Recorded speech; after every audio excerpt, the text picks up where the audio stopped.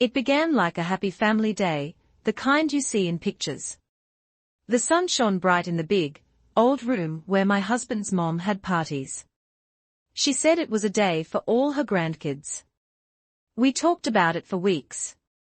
Was she giving money? Was she giving away old things?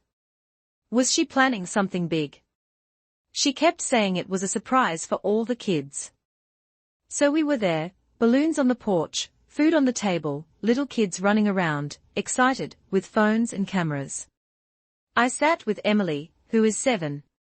She held her bunny, the one with old ears, eyes wide and waiting. It was the first time she knew Grandma's gifts meant she was included. Then my husband's mom walked in, smiling like she was giving gifts.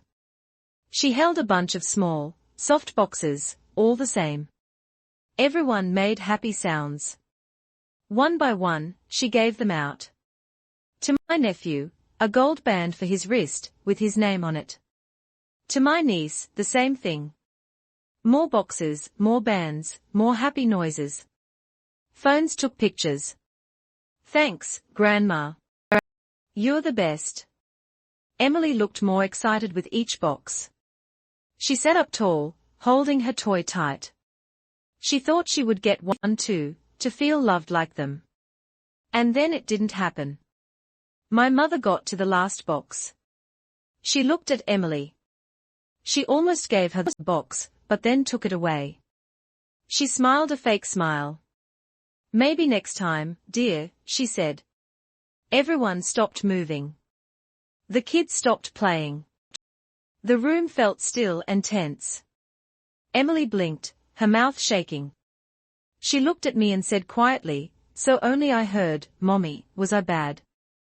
Do you know how it feels to see your child's heart break right before your eyes?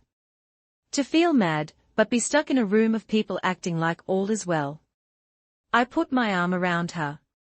"No, sweetie, you did not." But inside, I was yelling. The party went on around us.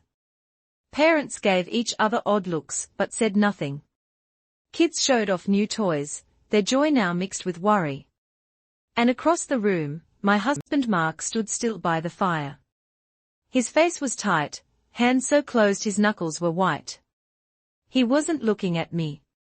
He was looking at his mom. I wanted to grab Emily and go, but Mark took my arm as I got up. His voice was soft, but hard. "Wait," he said. "Just wait a bit." He went up the stairs. 10 minutes felt like hours. I sat there with Emily close to me, heart beating fast, trying not to cry. The talk around us was fake, not real. No one was taking videos anymore. Then Mark came back down with a small wood box I'd not seen. He walked slow, his face hard to read. He went to his mom. The room got quiet. "Mom," he said, his voice strong but firm, "do you know Dad's watch?" Her eyes moved fast. "Yes." "Why?" Mark opened the box. A gold watch was inside, the one his dad wore each day until he died. It was more than a watch. It was a gift, the best thing the family owned.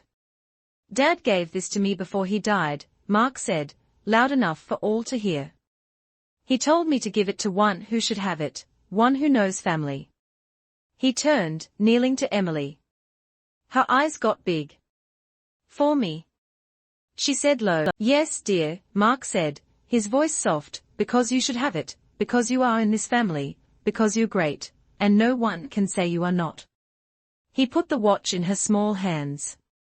She looked at it like it was unreal, crying. I also started to cry. Mark got up, facing his mom. "I don't care why, but you can't make my girl feel bad. Not here, not with me." It was very quiet. She shook. She seemed sorry, for once. She said, I didn't mean," she began. "Yes, you did," Mark said, "but it stops now." The other moms and dads looked uneasy. My husband's sister came up and touched Emily. "That's a nice watch, dear. You should have it." And then everyone felt better. The thing no one said for years was now out in the open. Emily smiled, small but true. The kind of smile that says things are better. We left soon after. Mark held my hand all the way home. Emily was asleep in the back, holding the watch like gold. I'm sorry it went that way, Mark said low. I moved my head. No, you showed her what love is like. She won't ever forget it. And no one in that room will either.